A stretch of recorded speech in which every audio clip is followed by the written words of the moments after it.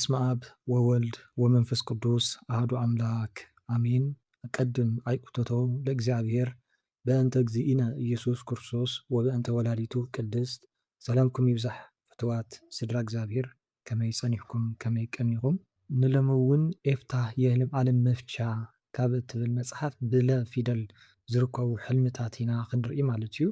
ኣብ መጀመርታ ዝርከብ ለቅሶ እዩ ወይ ከዓ ሓዘን ወይ እውን ብኽያት ክንብሎ ንኽእል ማለት እዩ። ብናይ ኣዴታት ኣፈታትሓ ደስታ እዩ ዝበሃል።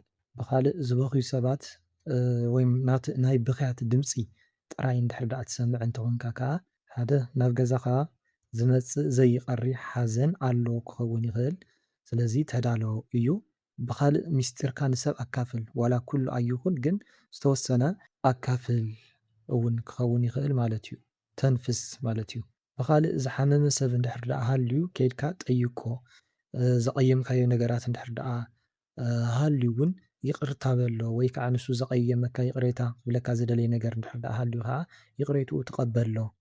ስለምንታይ ነቲ ሰብ ከይተዓረቅካዮ ወይ ከዓ ይቕርታ ከይሓተትካዮ ክዓርፍ ስለ ዝኽእል ወይም ክሞት ስለ ዝኽእል ማለት እዩ። ብሕልሚ ለሃጭ ወይም ብትግርኛ ዝርባብ ንብሎ ማለት እዩ። ናይ ህፃን ቆልዓ ዝርባብ እንድሕር ዳኣ ኮይኑ ዕድል እዩ፣ ዕድለኛ ኢኻ ማለት እዩ። ኣብ ገጽካ ኣብ ኢድካ ወይም ካብ ገጽካን ካብ ኢድካን እንድሕር ዳኣ ፀሪግካዮ ወይ ከዓ እንድሕር ዳኣ ተፀይቕካ እንድሕር ዳኣ ተተንኪፍካ ማለት እዩ ውላድ ከም እትረክብ ክኸውን ይኽእል፣ ሃብቲ ንብረት ከም እትረክብ ክኸውን ይኽእል ማለት እዩ።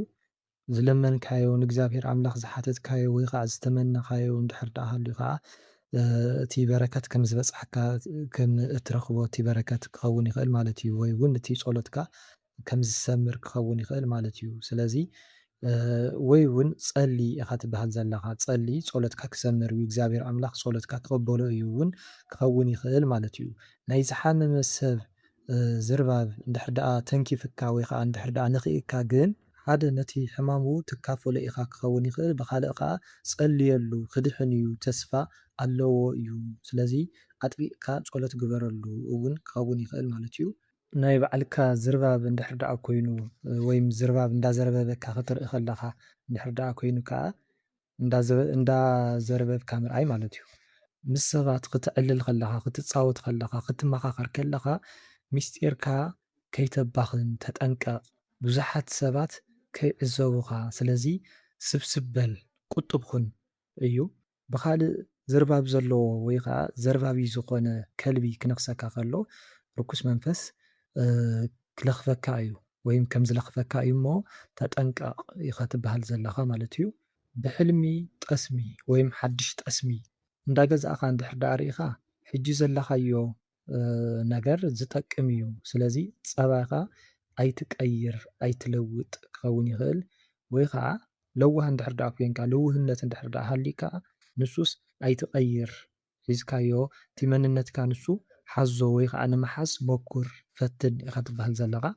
ብኻልእ ሓድሽ ጠስሚ ወይ ከዓ ዘይተከለሰ ቅመማት ዘይተሓወሶ ዘይተቃመመ ወይም ዘይተከለሰ ጠስሚ እንታይ ክኸውን ይኽእል ዝዓባኻዮ ናይ ሕሉፍ ሂወትካ እዩ ዘረድእ ማለት እዩ። ዝበሰለ ዝተቃመመ ዝተከለሰ ጠስሚ እንድሕር ዳኣ ኮይኑ ከዓ ዝፀንሐ ጠስሚ እንድሕር ዳኣ ኮይኑ ማለት እዩ። ብኻሊእ ኣዘራርባ ሕጂ ዘለኻዮ ሂወት ክባላሸ ስለ ዝኽእል ክባላሸ ኣብ ዝኽእል ኣቋም ኢኻ ዘለኻ ኩነታት ኢኻ ዘለኻ ክኸውን ይኽእል ማለት እዩ። ብኻልእ ጠስሚ ክትርኢ ከለኻ ሰዓል ከም እትሓምም ወይ ከዓ ሰዓል ክመፀካ እዩ እሞ ተጠንቀቕ ተዳሎ ንኸይትሓምም ጸሎት ግበር ክኸውን እውን ይኽእል ማለት እዩ። ብሕልሚ ለማኒ ኣብ ቅድሜኻ ቆይሙ ወይ ከዓ ደው ኢሉ ክትሪኦ ከለኻ ጽቡቕ እዩ። ሕጂ ለሚንካ ግን ንስኻ ዘይመፅወትካሉ እንድሕር ዳኣ ከይድካ እዚ ከቢድ እዩ፣ ፈጣሪኻ ከም ዝኸዳእኻ እዩ ዝሕሰብ ማለት እዩ። ብኻልእ እውን እቲ ለማኒ ዓብይ ሰብኣይ ወይ ከዓ ኣረጊት ኮይኑ ወይም ሽማግለ ኮይኑ ኣብ ናይ ቤትካ ኣብ ናይ ገዛኻ በሪ ወይ ማዕፆ ወይ እውን ኣብ መንገድኻ ቆይሙ ወይ ደው ኢሉ ክትሪኦ ከለኻ ንሱ እውን ኣዒንትኻ ዝጥምተካ እንድሕር ዳኣ ኮይኑ ናይ ቤተ ክርስቲያን ስእለት ወይም መፅባዓ ረሲዕኻ ኣለኻ። ስለዚ እቲ ዕዳኻ እቲ መፅባዕኻ ክፈል እዩ። እቲ ለማኒ ወዲ ይኹን ጓል ብዘየገድስ ማለት እዩ በዓል ኣውልያ እንተኮይኑ በዓል ቃልቻ ጨሌ ዝሓዘ እንድሕር ዳኣ ኮይኑ ግብረይ ኣምፅእ ገብር እዩ ዝብለካ ዘሎ ማለት እዩ።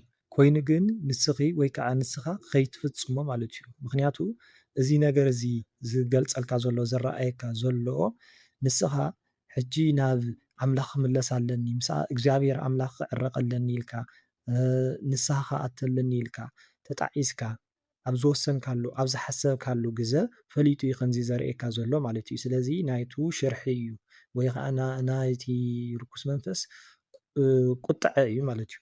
ብካልእ ናይ ለማኒ ድርዕቶ ወይ ከዓ እንታይ እዩ ዝበሃል ከምዚ ዝተቃዳደደ ዝረስሐ ኢሎም ከምቲ ጓሓፍ ኢልና ንሓስቦም ጨርቅታት ሓቂ ኣለዉ ከምኡታት ክትርኢ ከለካ ወይም ክትረክብ ከለካ እዚ ፅቡቅ ኣይኮነን እዩ።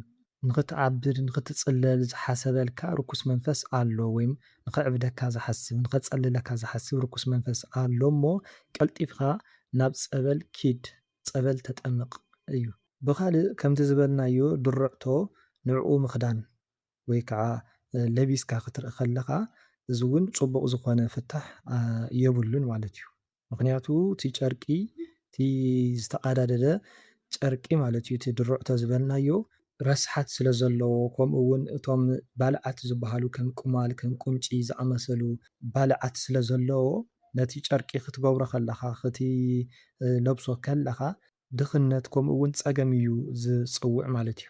ወይ ከዓ ካብ ሰብ ምግላል ምርሓቅ እውን ክኸውን ይኽእል ማለት እዩ። ስለዚ ፀሎት ክትብርትዕ ከም ዘለካ እዩ። ብሕልሚ ለምፂ ሓደ ናይ ቡዳ መንፈስ እዩ። ምናልባት ሓደ ምሳኻ ወይም ሓንቲ ምሳኻ እትሰርሕ ግለሰብ ክትኸውን ትኽእል ብናትካ ስራሕ ብናትካ መልክዕ ዝቐንአት ሰብ ክትኸውን ትኽእል ብሕልምኻ ወይም እንድሕር ዳ ቀኒኣ ተለካ ብሕልምኻ ለምፂ ይረኣየካ ማለት እዩ። እዚ ከዓ ናይ ቡዳ መንፈስ ምልክት እዩ። ቡዳ ኮይኑ ካብቲ ሰብ ንሱ ዝኣተወ መንፈስ ኣሎ ማለት እዩ። ብካልእ እግዚኣብሔር ኣምላኽ እቲ ሓጢኣትካ ስለ ዝገልፆ ወይም ክገልፆ ስለ ዝኾነ ወይ እውን ንከይገልፆ ቀልጢፍካ ንስሓ እተው። እግዚኣብሔር ኣምላኽ ከባቲ ኣበሳ እዩ። ኣበሳና ዝሽፍን በደልና ዝሽፍን እዩ። ግን ክነብዝሖ ከለና እግዚኣብሔር ኣምላኽ ክንዳፋፈር ከለና ንቤተክርስትያን ክንዳፋፈራ ከለና ንቅዱሳን ክንዳፋፈር ከለና ግን ንስሓ ናብ ቅድሚ ህዝቢ ኣብ ቅድሚ ኩሉ ከውፅኦ እዩ ማለት እዩ። እግዚኣብሔር ኣምላኽ ለምፂ ናውፀካ እንድሕር ሪኢካ ማለት እዩ። ስለዚ ቀልጢፍካ ንስሓ እተ ዕድል እዩ ዝህበካ ዘሎ እግዚኣብሔር ኣምላኽ ማለት እዩ።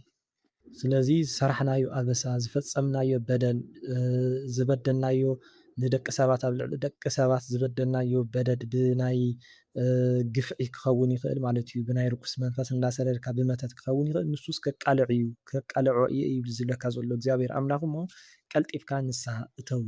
ብሕልሚ ለውዝ ወይ እውን ኦቾሎኒ ናይ ኦቾሎኒ ቆሎ እንዳፈልፈልካ ክትርኢ ከለካ እዚ ፅቡቅ እዩ።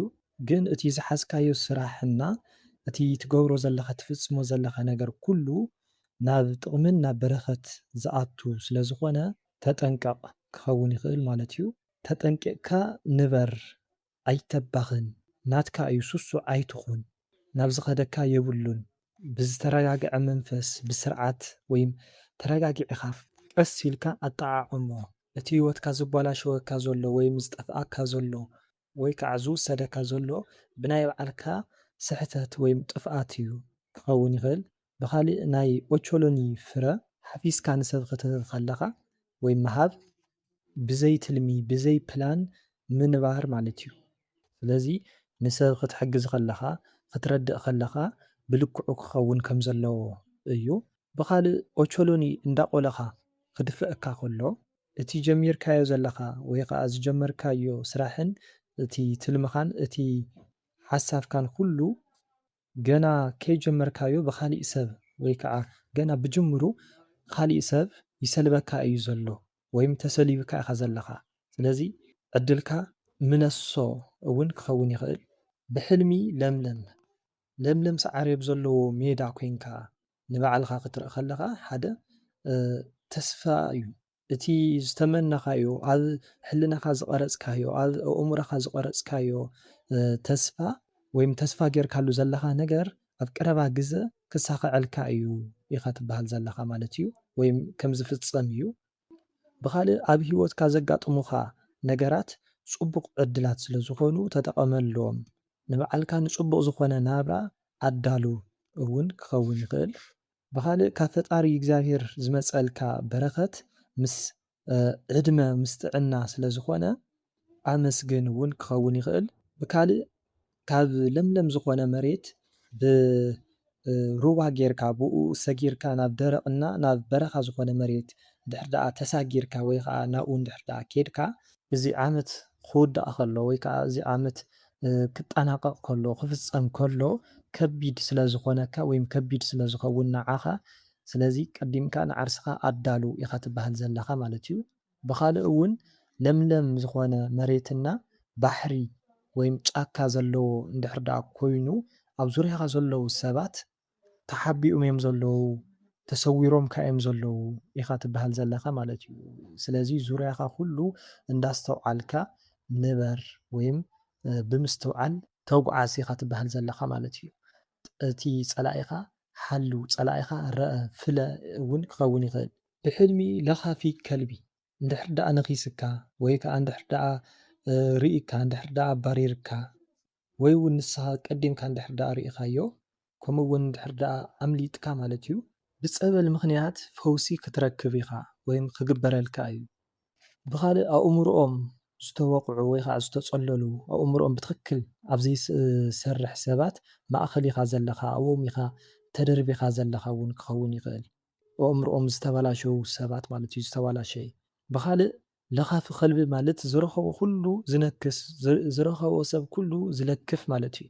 ስለዚ ዘይትፈልጦ ሓደጋ ኣሎ እና ከይትጥለፍ ከይትወድቕ ወይ እውን ብዝተፈላለዩ ክኸውን ይኽእል እቲ ሓደጋ ማለት እዩ። ብሰባት እውን ክኸውን ይኽእል። ብሕልሚ ወረቐት ኣብ መንገዲ ዝተበተነ ወረቐት እንድሕር ደኣ ርኢኻ ወይ ከዓ ዝርኽርኽ ዝበለ ወረቐት መጽሓፍ እንድሕር ደኣ ርኢኻ ምረፅ ኢኻ ትበሃል ዘለኻ። ሓዲኡ ኣልዕል እሞ ተመልከቶ ረኣዮ ወይ ከዓ ሰብስቦ ሓዞ ንዓኻ ዝተዳለወ ንዓኻ ዝተዋሃበ ስራሕ እዩ። እተስተኻኽሎ ግን ንስኻ ኢኻ ኣብ ሂወትካ ኩሉ ዝመፀ ኩሉ ሕሰብ እሞ ብቅደም ተኸተል ኣስተኻኽሎ ስርዓዮ ኣስተኻኺልካ ደርድሮ ካልእ ሰብ ንኸይረግፆ ሰብስቦ ማለት እዩ። ብኻልእ ዕድሜኻ ኣይተባኽን ቁም ነገር ግበር ስራሕ ረጊፅካዮ ኣይትኺድ እዩ። ብኻልእ እውን ነፃ ዝኾነ ወረቐት ክትርኢ ከለኻ እቲ ዓላማኻ ወይ እቲ ትልምኻ ኩሉ ባዶ ኮይኑ እዩ። ብኻልእ ባዶ ዝኾነ ነፃ ዝኾነ ክትርኢ ከለኻ ወረቐት ማለት እዩ እቲ ዓላማኻ ኣብቲ ነፃ ዝኾነ ልብኻ ፀሓፎ እሞ ኩሉ ግዜ ዘወትር ርአዮ ተመልከቶ ናብ ተግባር ንምእታው ወይ ከዓ ናብ ተግባር ንምውዓል በቲ ንጹህ ኣእምሮኻ ወይ ንጹህ ኣእምሮኻ ተጠቐም።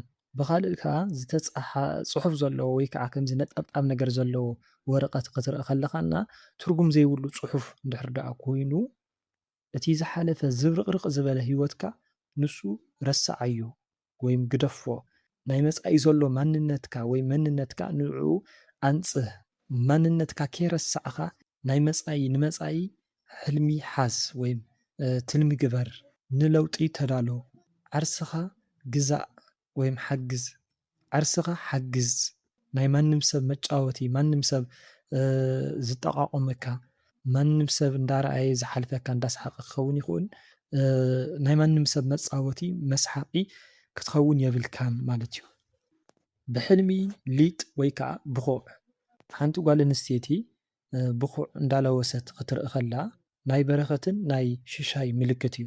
ወይም ዝክር ክትጅምር ኣለዋ ወይም ዝክር ክትጅምር ከም ዘለዋ እውን ክኸውን ይኽእል። ወዲ ተባዕታይ ኮይኑ ግን ብኹዕ እንዳብኩዐ ክርኢ ከሎ ግን መከራ ፀገም ከም ዝመፆ እዩ። ኣብ ሓዳሩ ኣብቲ ናብርኡ ወይም ንርኡ ክኸውን ይኽእል ማለት እዩ። ኣብ ሓዳሩ ኣብቲ ናብርኡ ክሰሓሓት እዩ። በቲ መንፈሳዊ ፍትሑ ግን ናይ ሃይማኖት ትምህርቲ ንምምሃር ንባዕልካ ወይም ንገዛእ ርእስኻ ኣዳሉ ዝኾነ ዝተዋሃበካ መንፈሳዊ ሓደራ ኣሎ ክኸውን ይኽእል ማለት እዩ። ብሕልሚ ሊቅ ናይ ሃይማኖት ሊቃውንት ምርኣይ ሓደ ክንምርምሮ ዘለና ናይ ሃይማኖት ዋኒን ወይም ጉዳይ ኣሎ ማለት እዩ። ሊቀ መንበር እንድሕር ዳ ርኢና ኣብ ሹመት ክቕየር ስለ ዝኾነ ንላዕሊ ወይ ከዓ ንታሕቲ ልዕል ልዕል ንምባል ወይ ከዓ ትሕት ትሕት ንምባል ንዓርስኻ ወይም ትሕት ንምባል ንዓርስኻ ኣዳሉ እውን ክኸውን ይኽእል።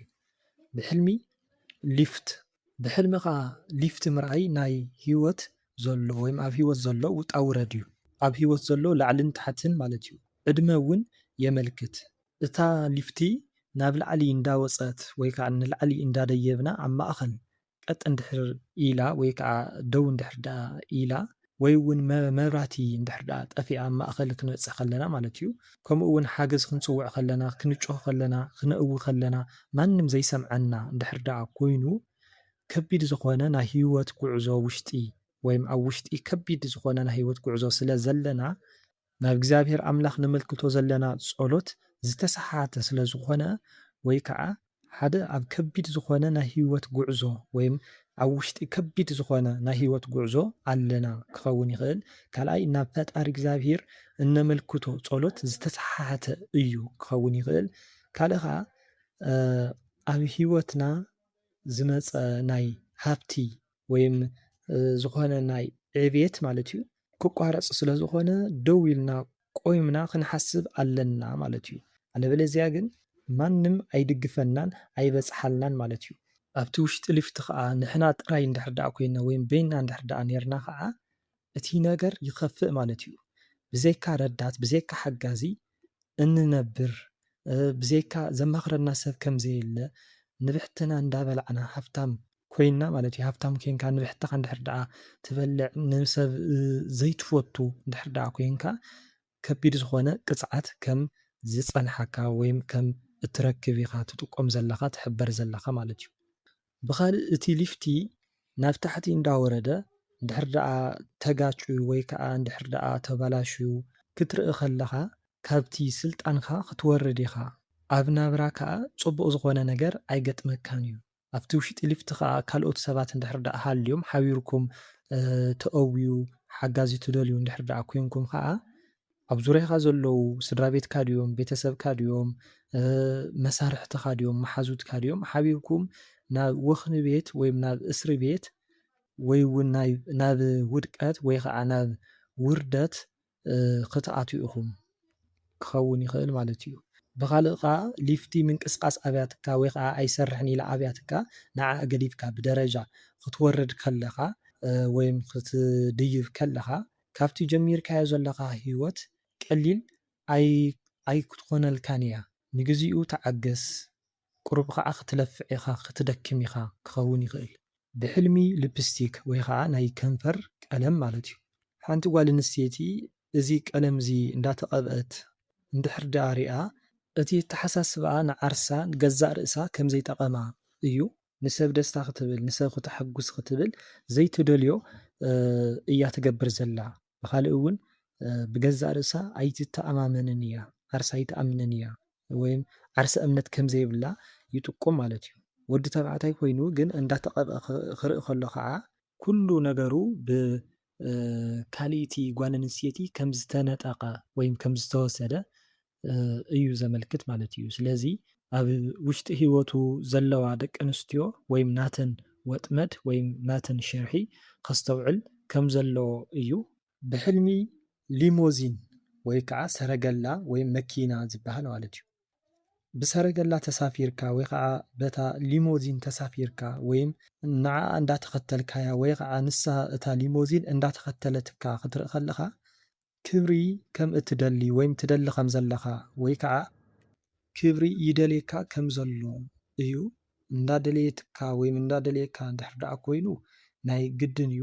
ስለዚ ተቐበል ኮይኑ ግን ንስኻ እንዳኣለሽካዮ እንድሕር ዳኣ ኮይኑ ወይ ከዓ እንዳተኸታተልካዮ እንድሕር ዳኣ ኮይኑ ከምኡ እውን እታ ሊሞዚን ገዲፋትካ እንድሕር ዳኣ ከይዳ ኣብቲ ናይ ጋህዲ ዓለም ውሽጢ ዘሎ ናይ ክብሪ ወይም ክብሪ ስለ እትደሊ ወይ ከዓ ክብሪ ስለ እትእልሽ ወይም ክትረክብ ኢልካ ብዙሕ ነገራት ስለ እትገብር ንዕኡስ ግደፎ ናትካስ ኣይኮነን ኢኻ ትበሃል ዘለኻ ማለት እዩ። ብሕልሚ ላሕሚ ብሕልምኻ ክትርኢ ከለኻ በረከትና ሽሻ እዩ። ብኻልእ ነታ ምራኻ እንዳጥበየታ ክትርኢ ከለኻ ጡብ እንዳጥበየታ ክትርኢ ከለኻ ከዓ ቤተሰብ ምምስራት እዩ። ብኻልእ እቲ ፃባ ኣብቲ ጡባ ከቢዱ ክትሪኦ ከለኻ ከዓ ሃፍቲ እዩ ማለት እዩ። እና ስራሕኻ ሓዳርካ በዓልቲ ገዛኻ ወይ ኣሚንካ ወይም ኣሚንኪ ብበረከት ዝተመልአ ስለ ዝኾነ ብፕሮግራም ወይ ከዓ ትልሚ ንበሩ ወይም ነበሩ እዩ።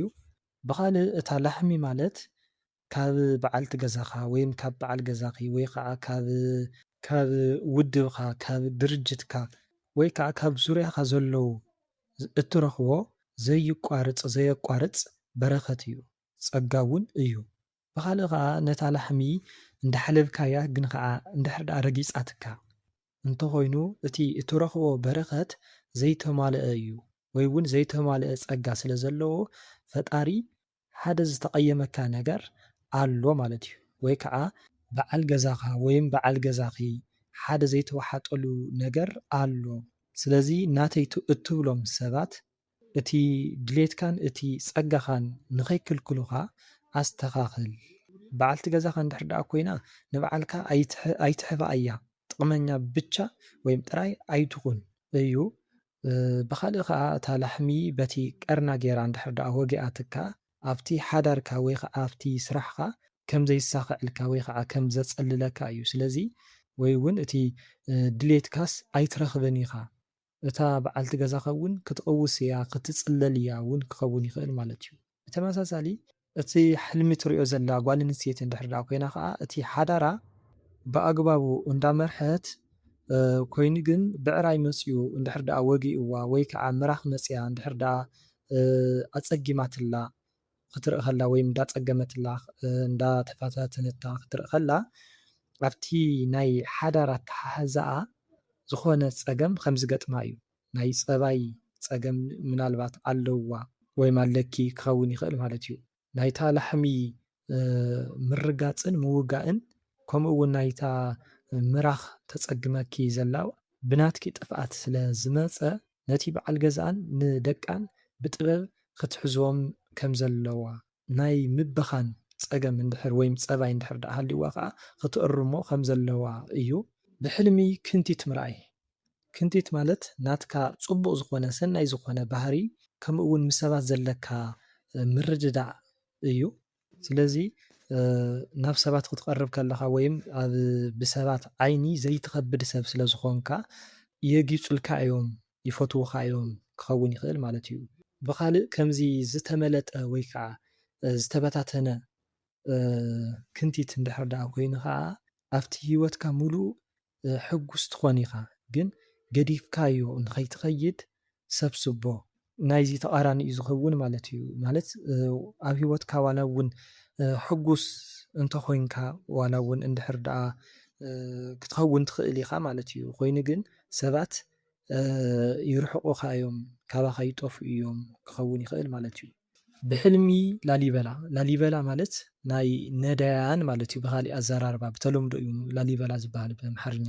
ስለዚ ንሶም ኣብ በርኻ ኮይኖም ብግጥሚ እንዳገበሩ እንዳወደሱኻ ክትርኢ ከለኻ ንስኻ ከዓ ከተባርሮም ከለኻ ኣብ ዙርያኻ ዘለዉ ሰባት ናቶም ርግማን ፍራሕ ንኸይረግሙኻ ፍራሕ ኣብ ዘቐየምካዮም ግዘ ወይ ከዓ እዋን ክርእዩኻ እዮም ክምልከቱኻ እዮም ማለት እዩ። ብሕልሚ ሌባ ማለት ንዓርስኻ ገዛእ ርእስኻ ወይም ባዕልኻ ሌባ ኮይንካ ክትርኢ ከለኻ ኣቕሓ ዝኾነ ኣቕሓ እንዳሰረቕካ ክትርኢ ከለኻ ሓደ ብጣዕሚ ዘድልየካ ነገር ንምርካብ ኢልካ ሕጊ ከም እትጥሕስ ወይም ክትጥሕስ ስለ ዝኾንካ ተጠንቀቕ እዩ። ብኻልእ ኣብ ዕድመኻ ወይም ዕድሜኻ ብቐልዲ ኢኻ ትሕልፎ ዘለኻ ወይም ብዕድመኻ ትቕልድ ኢኻ ዘለኻ ናይ ባዕልካ ገዲፍካ ናይ ካልኦት እንዳተመነኻ ኢኻ ተባኽኖ ዘለኻ ኣብ ሓጢኣት ኢኻ ተባኽኖ ዘለኻ ሓጢኣት ብምስራሕ ኢኻ ተባኽኖ ዘለኻ ዕድመኻ እዩ ማለት እዩ። ብኻልእ ሌባ ናብ ገዛኻ ከይዱ እና ሰሪቑ ክወፅእ ከሎ ንስኻ እውን እንዳረኣኻዮ ወይም እንዳረአየካ ስቕ እንድሕር ደኣ ኢልካዮ ፀጥ እንድሕር ደኣ ኢልካ ሞት ኣብ ዙርያ ገዛኻ ኣሎ ወይም ኣብ ዙርያ ገዛኻ ይዘውር ኣሎ። ስለዚ እቲ ዝሰረቆ ኣቕሓ ናትካ እንድሕር ደኣ ኮይኑ ንስኻ ክትመውት ኢኻ። ናይ ቤተሰብ እንድሕር ደኣ ኮይኑ ከዓ ካብቶም ስድራ ቤትካ ሓዲኦም ክትስእኖም ኢኻ እዩ። ኮይኑ ግን ነቲ ሌባ እንድሕር ደኣ ቀቲልካዮ ወይ ከዓ እንድሕር ደኣ ኣሲርካዮ እቲ ዕድመኻ ክነውሕ እዩ ክኸውን ይኽእል። ብፍቓዱ ዝመፀ ቅፅዓትን መቕዘፍትን ደው ኣቢልካዮ ኣለኻ እቲ ዕድሜኻ ኣምሊስካዮ ወይም ረኺብካዮ መሊስካዮ ኣለኻ ማለት እዩ። ሌባ እንዳባረረካ ክትርኢ ከለኻ እና ወይም ከምኡ እንዳረኣኻ ግን ከይሓዝካዮ እንድሕር ደኣ ነቒኻ ኣብ ዕድሜኻ ዝጫወተልካ ዘሎ ወይም ምሳኻ ደባል ኮይኑ ዘሎ ሱስ ኣሎ ወይም ኣብ ዕድሜኻ ዝጫወተልካ ዘሎ ዝኾነ ደባል ኣሎ።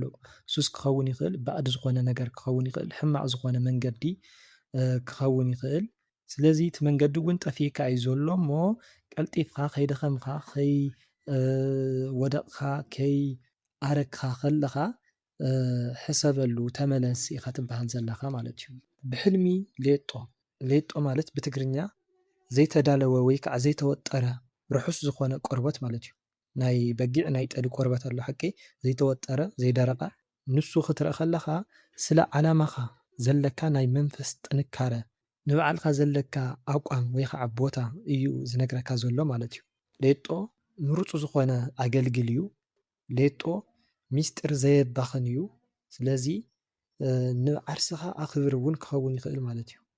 እንዳተቐደደ እንዳጠፍአካ እንዳተሰረቐካ ክትርኢ ተለኻ ግን ናይ ዓላማኻ ናይቲ ትልምኻ ናይ ልብኻ ምስጢር ድንገት ወይም ሃንደበት ከም ዝጋለጽ መርኣዪ እዩ ወይ መርኣያ እዩ። ብሕልሚ ልቃቂት ወይ ከዓ ብትግርኛ ከምዚ ፈትሊ ጡጥ ጌርካ ፈትሊ ምፍታል ከምቲ የዴታትና ዝፈትልኦ ማለት እዩ ወይ ከዓ ፈትሊ ማለት እዩ። ስለዚ እንዳፈተልኺ ክትርኢ ከለኺ ስምኪ ንምኽባር ጓል ኣንስተይቲ ንዝብል ዝተዋሃበኪ ማዕርግ ንዕኡ ንምጽባቕ ወይ ከዓ ንምዃን እንዳጻዕርኪ ትርከቢ ወይም ዘለኺ ግን እቲ ትፈትልዮ ዘለኺ ፈትሊ ክወድቐኪ ከሎ ሓደ ከቢድ ዝኾነ ወይም ሓደ ዝኾነ ጣልቃ ዝኣተወ ሓሳብ ዝኾነኪ ነገር ኣሎ ማለት እዩ። ብኻልእ እቲ ፈትሊ ካብ ዕዳጋ እንዳገዛእኻ ክትርኢ ከለኻ ገዚእኻ እውን ናብ ገዛኻ ክተምፆ ከለኻ ወይዘሮ ምዃንኪ ጓል ኣንስተይቲ ምዃንኪ ወሓለ ምዃንኪ ኣሚንኺ ተቐበሊ ማለት እዩ። ኣዴኺ እቲ ፈትሊ ወይም ክትበኪ ከላ እቲ መፍተሊ ክኸውን ይኽእል እንዳሃበትኪ ክትርኢ ከለኺ ከዓ ጓለይ ንወድኹም ብዝብል በቲ ናይ ቀደም ባህሊ ማለት እዩ ብኸምኡ ከም ዝተሓፀኺ ወይ እውን ብቤተሰብ ዝመፀልኪ ሓዳር ተቐበሊ እመቤት ኩኒ ወይዘሪት ኩኒ ወሓለ ኩኒ ማለት እዩ። ብሕልሚ ክዳን ፃዕዳ ክዳን ጌርካ ኣብ መንገዲ ከዓ እንዳተጓዓዝካ ኩሉ ሰብ እንዳረኣየካ ክትርኢ ከለኻ ኩሉ ሰብ ዝፈልጦ ፀጋ እዩ።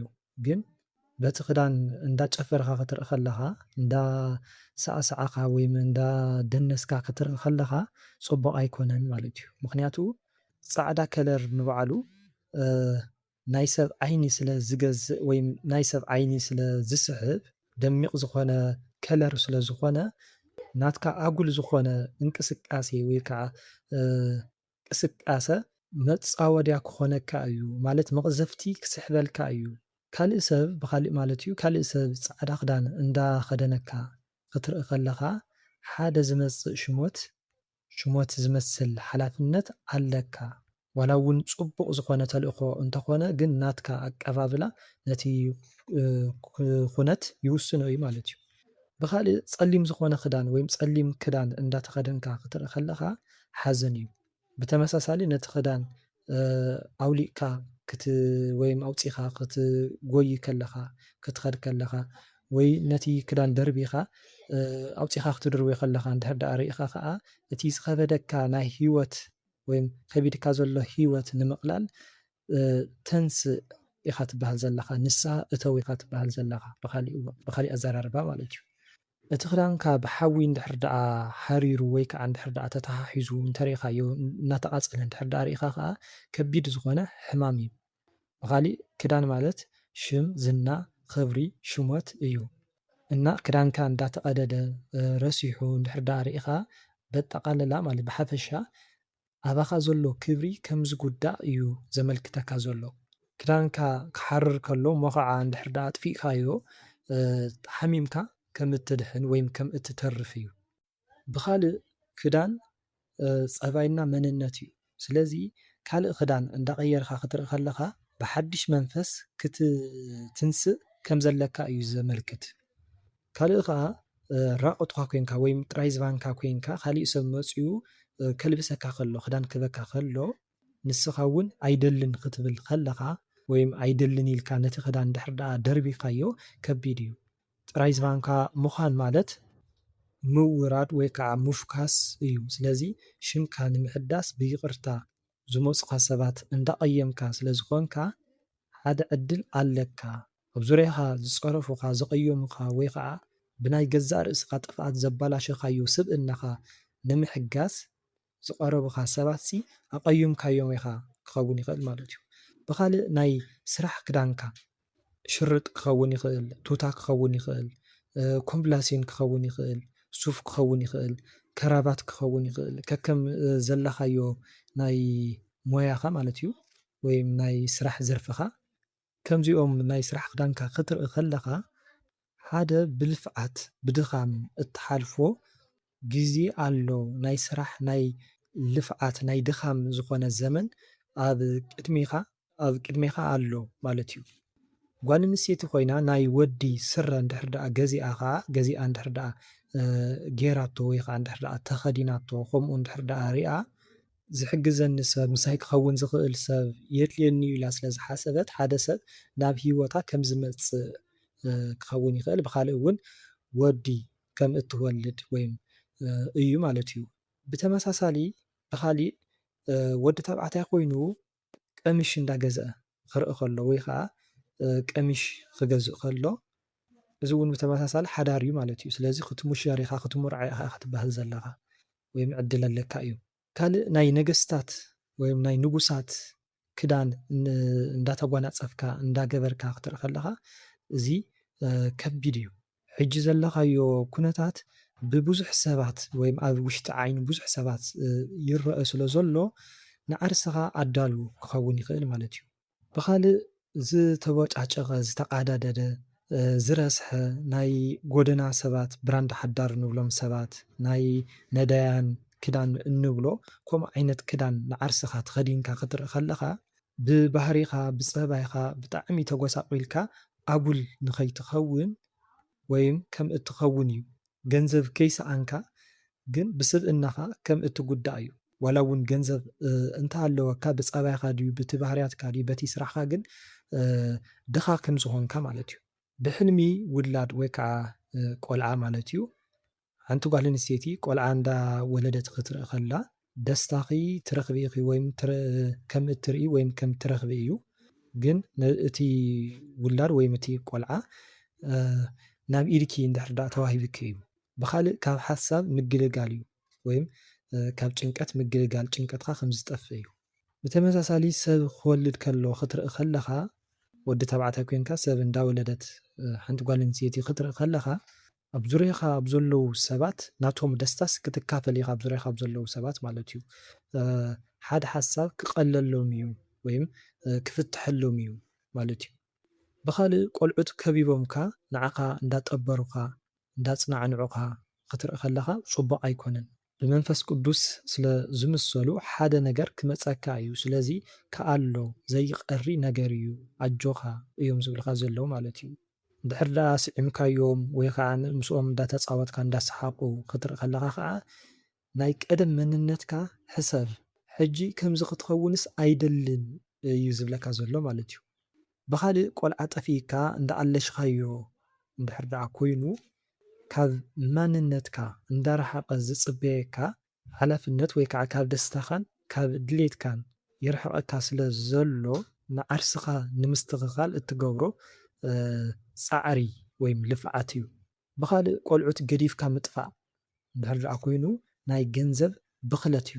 ስለምንታይ ቆልዓ ውላድ እዩ ሃፍቲ እዩ። ስለዚ ገዲፍካዮም ክትኸይድ ከለኻ ኣብ ገንዘብካ ዘለኻ ዘይምግዳስ ኣብቲ ገንዘብካ ከም ዘይትግደስ እዩ ዘርኢ ማለት እዩ። ብሕልሚ ልኡል ምስቲ ኩነት እንትረአ ፀጋና ክብሪ እዩ። ብኻልእ ናይ ልዕልና ክዳን ወይም ክብሪ ዝለበሰ ዝተኸደነ እንድሕር ደኣ ሪኢኻ ወይ ከዓ ከምዚ እንድሕር ደኣ ኮንካ ንዝተፀዋዕካዮ መፀዋዕታ ንዝተመረፅካዮ ዓላማ ሕሩይ ወይ ከዓ ሕፁይ ኮንካ ወይም ከም ዝተሓረኻ ከም ዝተሓፀኻ እና መዓልቲ ሓልዩ ዝመፀካ ዝኾነ ዕፃ ከም ዘሎ እዩ ዘመልክት። ብሕልሚ ልዕልት ወይ ከዓ ልዕልቲ ማለት እዩ ናይ ልዕልቲ ዓይነት ክዳን ዝተኸደነት ወይ ከዓ ናይ ተፈላጢት ዝኾነት ልዕልቲ ሓቢራትካ ምሳኻ ክትበልዕ ከላ፣ ምሳኻ ክትጓዓዝ ከላ፣ ምሳኻ ክትነብር ከላ ክትርኢ ከለኻ ናይ ሞት ምሳሌ እዩ። ስለምንታይሲ ጓል ኣንስተይቲ ናብ ንግስና ናብ ስልጣን ክትመጽእ ከላ ብዙሕ ዋጋ ከፊላ ብሞት ተዓጂባ ስለ እትሾም እዩ። በቶም ቀተልታ ዝተኸበበት ገዛኢቲ እያ ማለት እዩ። ብሕልሚ ልኳንዳ ቤት ወይ ከዓ ስጋ ቤት ማለት እዩ፣ ስጋ መሸጢ ዕድመ ምምናይ ክኸውን ከሎ እቲ ስጋ ዝቆርፅ ስጋ ብነፃ ቆሪፁ ክህበካ ከሎ ብነፃ እንድሕር ዳኣ ሂብካ ዕድመ ተወሲኽልካ ከም ዘሎ እዩ። ካብ ሕማምን ካብ ሓደጋን ከም እትተርፍ እዩ።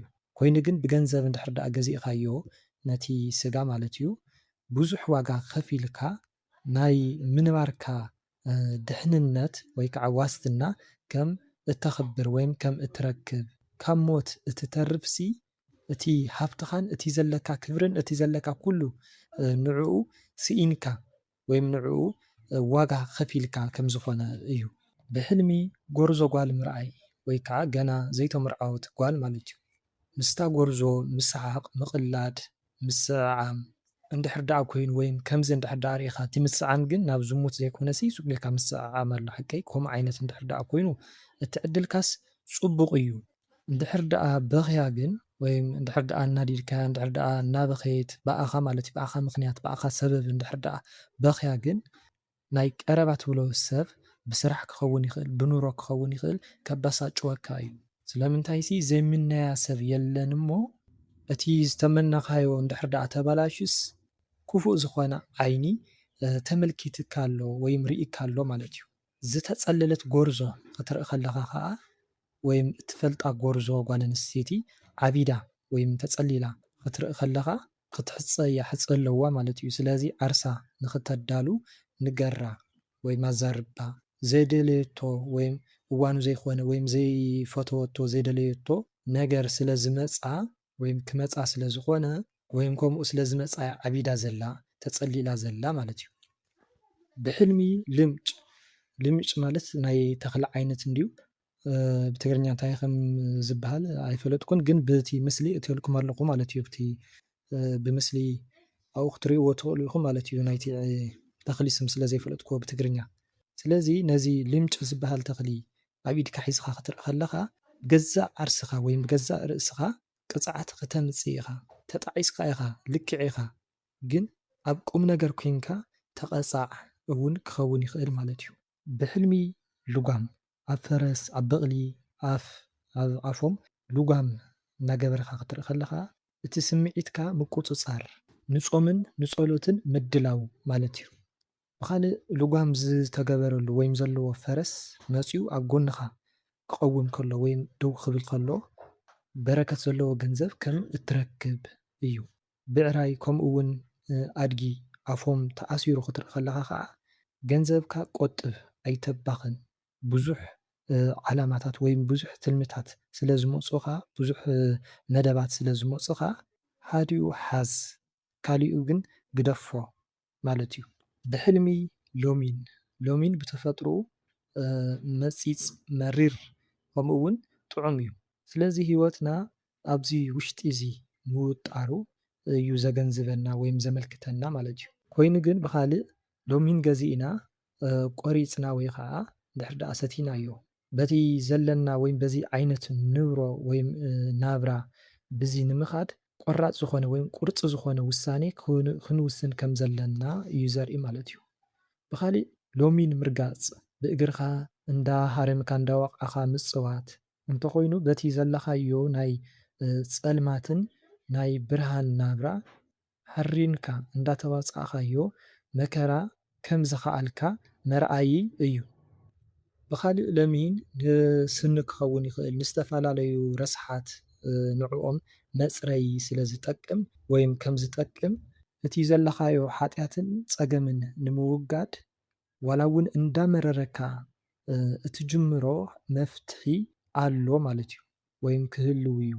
ምናልባት እቲ እንዳመረረካ ክትጅምሮ ዘለካ ፆም፣ ፀሎት፣ ስግደት፣ ኣስራት ካብ ሱስ ምልቓቕ ካብቲ እትፈትዎ ዓዲ ወይም ሃገር ካብኡ ምውፃእ ክኸውን ይኽእል ማለት እዩ። ንሎማዓንቲ ሒዘልኩም መፅአ ዝነበርኩ ብለ ፊደላት ዝርከቡ ሕልምታት እዮም ነይሮም ማለት እዩ። ኣብ ቀጻሊ ኣብ መ ፊደል ዝርከቡ ሕልምታት ኢና ክንርኢ ከም ናይ እግዚኣብሔር ኣምላኽና ሰናይ ፈቓድ ንኽንጅምር ዘለዓለና ጀሚሩ ከዓ ንዘፈጽመና ንልኡል እግዚኣብሔር ክብርን ምስጋናን ይኹን። ወስብሐት ለእግዚአብሔር አሜን።